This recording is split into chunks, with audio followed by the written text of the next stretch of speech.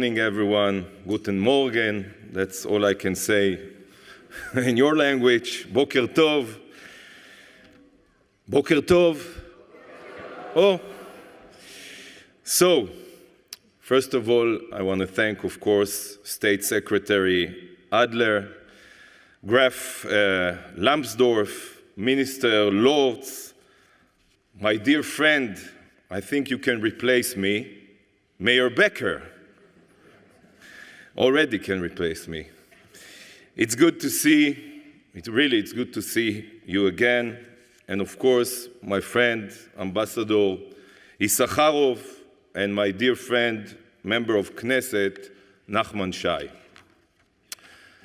And above all, Sasha and Maya. Thank you for all that you do for Israel. Really.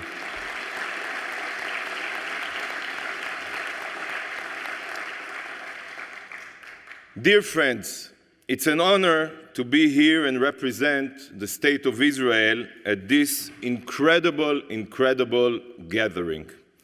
When I became Minister of Strategic Affairs in charge of countering BDS and the assault on Israel's legitimacy, everybody in my office, but not only in my office, told me Europe is lost. I refused to accept that attitude and told my staff, on the contrary, to prioritize Europe. Now, when I see all of you here, your passion, your enthusiasm, I know that those who told me that Europe is lost were wrong.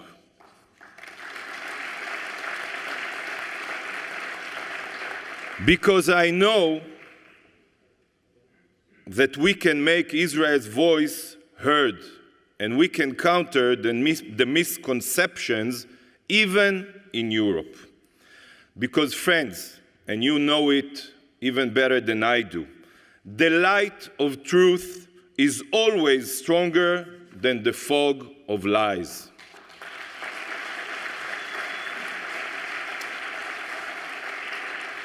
So I want to start by saying thank you. Thank you for all your hard work to spread the truth, counter the lies, and bring our countries closer together. Thank you. Toda Rabba. Give yourselves this time a hand.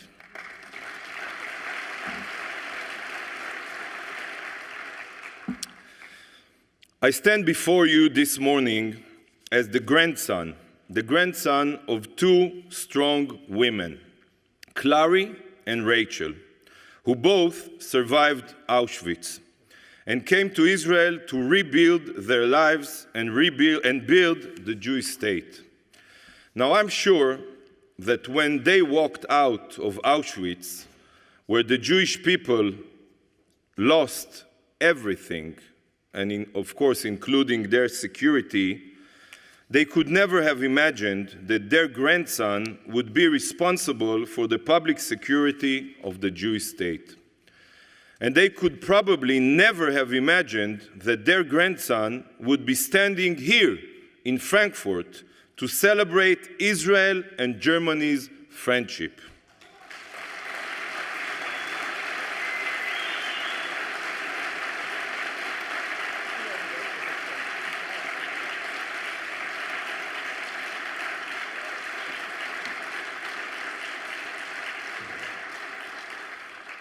Both my grandmothers came to Israel and settled in the southern city of Ashkelon.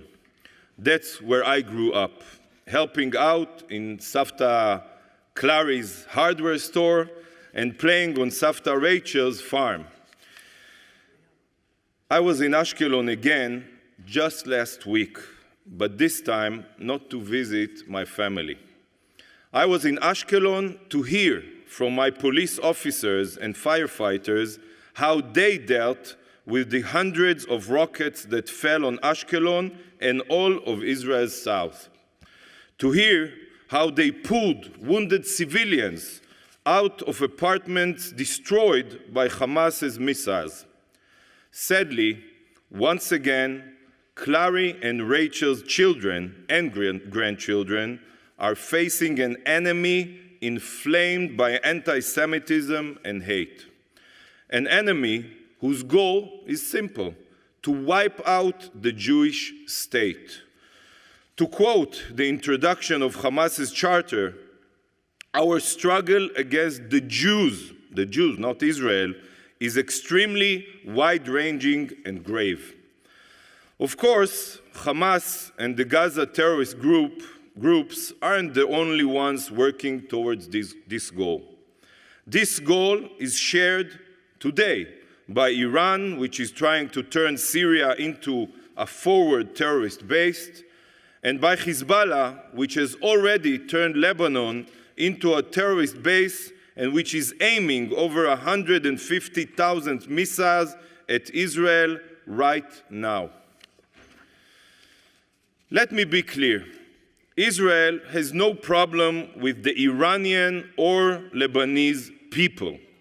However, as long as Iran writes death to Israel on its ballistic missiles, and as long as Hezbollah makes a laughingstock of the international community by setting up its terror bases right under the nose of the United Nations, Israel will do whatever is necessary to defend itself.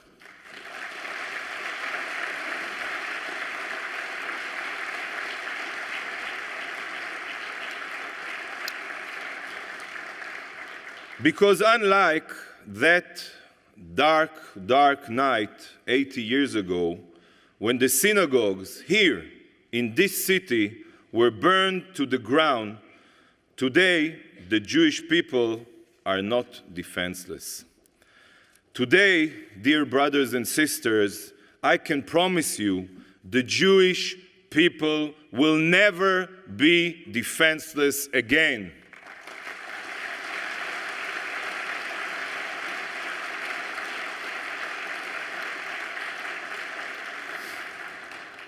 One of the most important reasons that Israel is strong today is because of our special relationship with Germany. Our friendship and partnership is constantly growing. Just on Friday, I met with the leadership of the BKA. We discussed expanding our cooperation in the fight against terror and crime. We are working together to combat lone wolf terrorists, online terror incitement, and organized crime. This cooperation is making our people safer and our countries more secure. However, our cooperation goes beyond security and fighting terror. We are taking advantage of the unique capabilities of each of our countries to lead the way into the future. We are here in Frankfurt, home, as you know, home of the International Motor Show.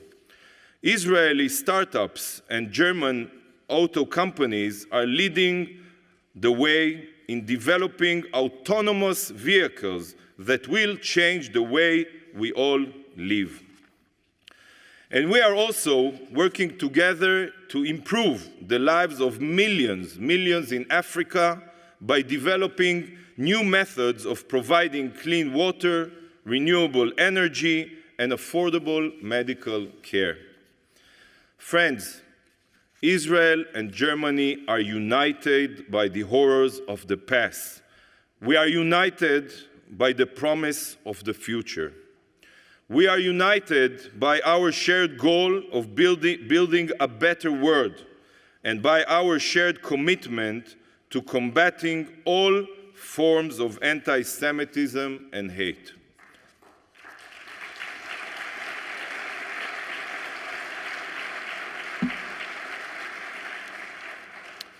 That is why it is particularly appropriate that this conference is taking place here in Frankfurt, because the city of Frankfurt has been a leader in fighting the new form of anti-Semitism, the so-called BDS campaign.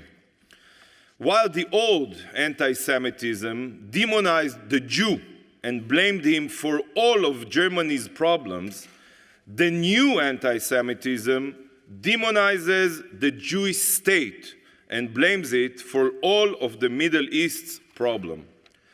The old anti-Semitism called for boycotts of Jewish businesses and threatened those who refused. The new anti-Semitism calls for a boycott of products from the Jewish state, and threatens those who refuse. These two forms of anti-Semitism have the same poisonous roots. They must be condemned with the same clarity. They must be opposed with the same intensity and countered with the same determination.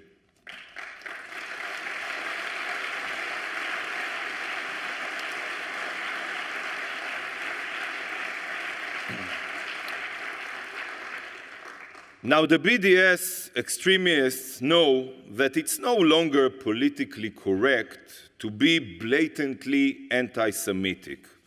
So what they do, they try to hide their true goals by hijacking the language of human rights and putting a mask of progressive slogans over their ugly face. When I became Minister of Strategic Affairs, I decided that we needed to do three things to counter BDS.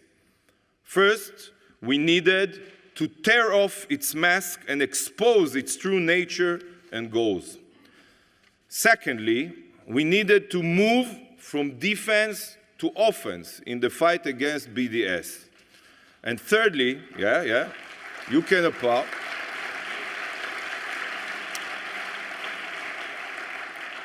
And thirdly, we needed to share the truth about Israel. Today, I'm pleased to say that 3 years later, we are seeing a shift in the momentum. For the first time, dear friends, BDS is on the defensive. We are exposing the links between BDS activists and designated terrorist groups, such as Hamas and the PFLP. We are exposing how the BDS campaigns call to drive Israeli and Palestinians apart. It's not only counterproductive what they do, but in fact, it harms first and foremost Palestinian families. And, as I said, we are exposing the anti-Semitism and hate at the heart of the BDS campaign. Germany has been a leader in recognizing the anti-Semitic nature of BDS. Chancellor Merkel has been clear in rejecting attempts to delegitimize Israel, and the CDU, as you know, has labeled BDS coarse anti-Semitism. German states and cities are taking steps to ensure that no public assets go to BDS. German banks are closing BDS-linked accounts, and German broadcasters, that was a surprise for me as well, refused to air the concert of the anti-Semitic singer Roger Waters.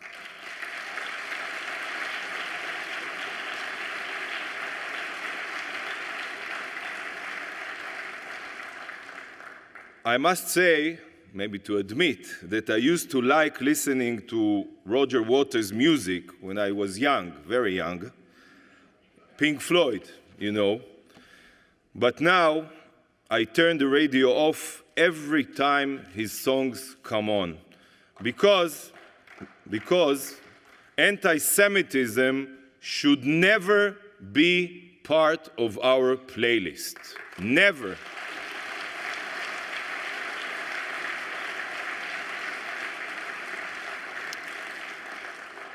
However, there is still, as you know, much to do. This is especially true since Germany is a leader of Europe, the European Union, and the West. German government funds, unfortunately, are still going to NGOs that advance BDS and delegitimization. Even more importantly, we recently revealed that the EU, despite its declarations that it doesn't support BDS, has funneled millions of euros to organizations that promote boycotts of Israel. It's a surprise, but I will explain. When I sent our report, my ministry's report, on EU funding to High Representative Mogherini, she answered me by explaining that EU funding doesn't go directly to the BDS activity, but to other activities carried out by the same BDS organizations. Friends, that simply makes no sense. Money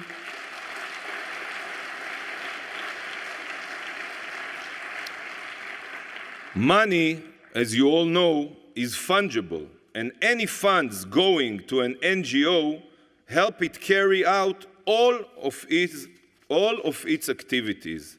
And this funding must stop.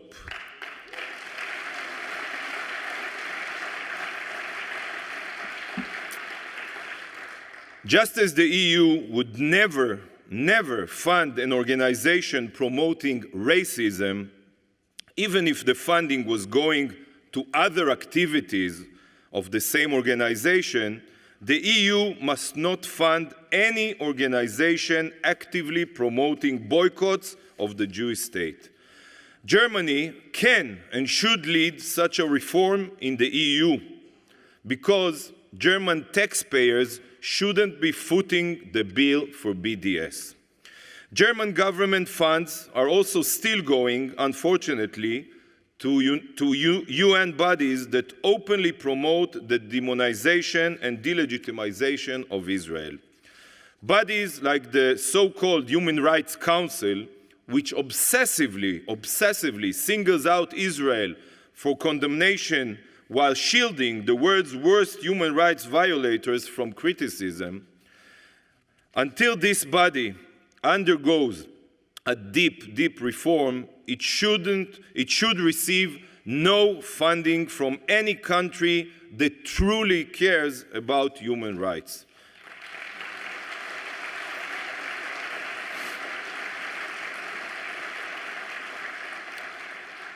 And like UNRWA, which not only perpetuates the Israeli-Palestinian conflict, but allows its schools to teach Palestinian children anti-Semitism and hate, we are certainly, as you know, we are certainly not opposed to aid going to people, even people in Gaza.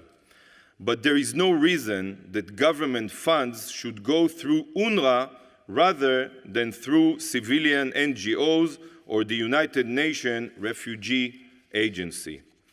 And friends, I believe that Germany must take an even stronger stance against the most anti-Semitic regime in the world, Iran.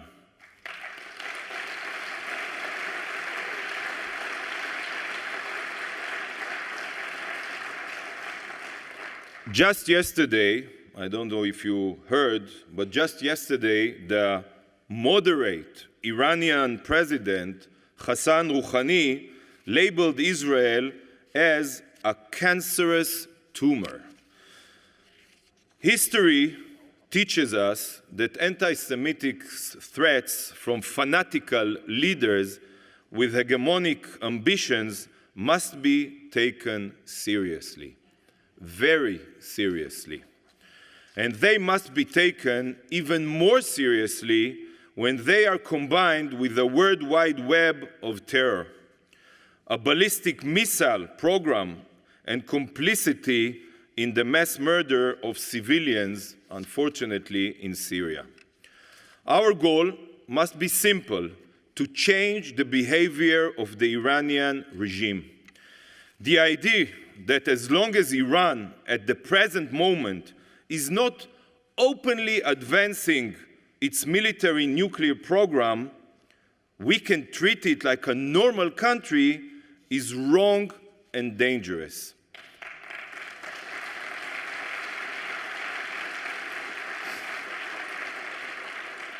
And I'll tell you why. I'll give you the comparison. Because that is like giving legitimacy to a murderer as long as he promises not to steal or promises to put down his gun and murder only with his knife. Dear friends, that is ridiculous.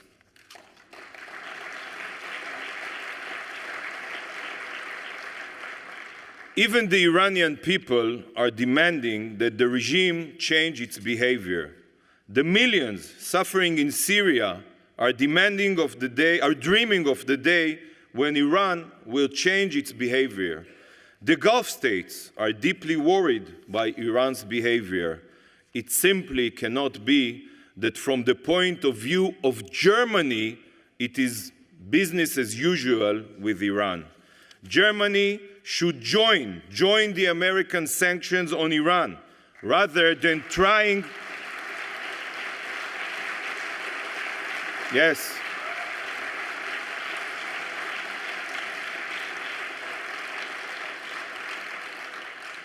Germany should join the American sanctions on Iran rather than trying to get around them. Because as I said, Germany is a leader in Europe, and Germany, especially Germany, must show moral leadership on this issue.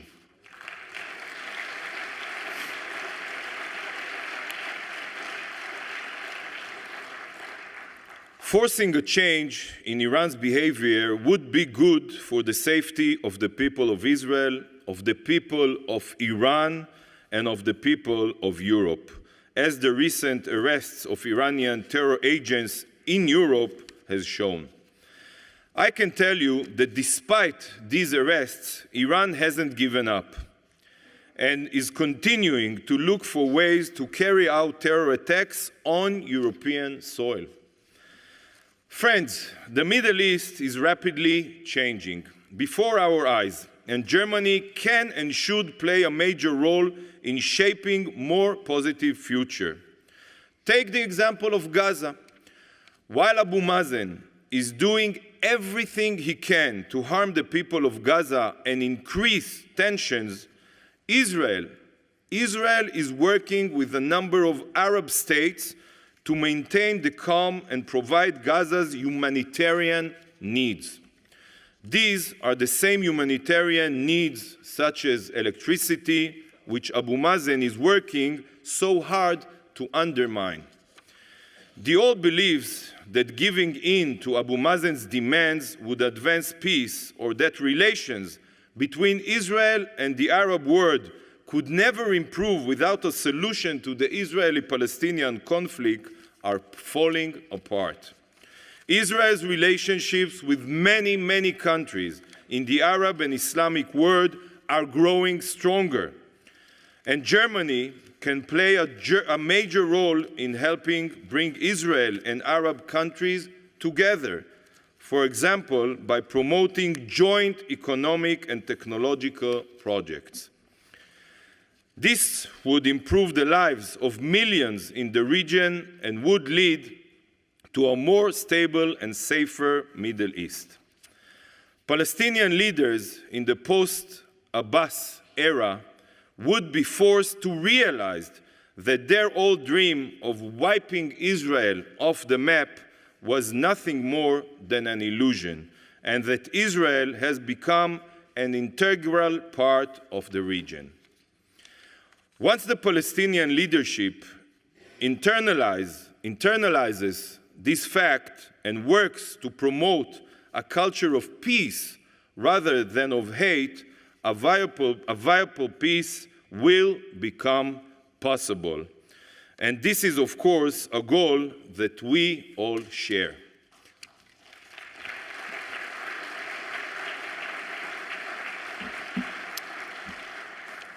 So, friends, thank you again for your support for Israel. Thank you again for your dedication and hard work. that will ensure that Israel and Germany's relationship will continue to grow as we face new challenges in the years ahead. This will have tremendous benefits for the people of Israel, for the people of Germany, and for the entire world. Thank you again. Have a successful and fruitful conference. Thank you from the bottom of my heart. Thank you very much.